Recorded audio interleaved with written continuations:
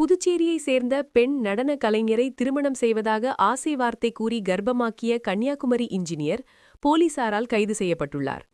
மார்த்தாண்டம் அருகே செங்கோடு புல்லன்விளையை சேர்ந்தவர் சதீஷ்குமார். இவரது மகன் அபிஷ், வயது 30. இன்ஜினியரான இவர் துபாயில் பணியாற்றி வந்த நிலையில் தற்போது சொந்த ஊரில் தங்கியிருந்தார்.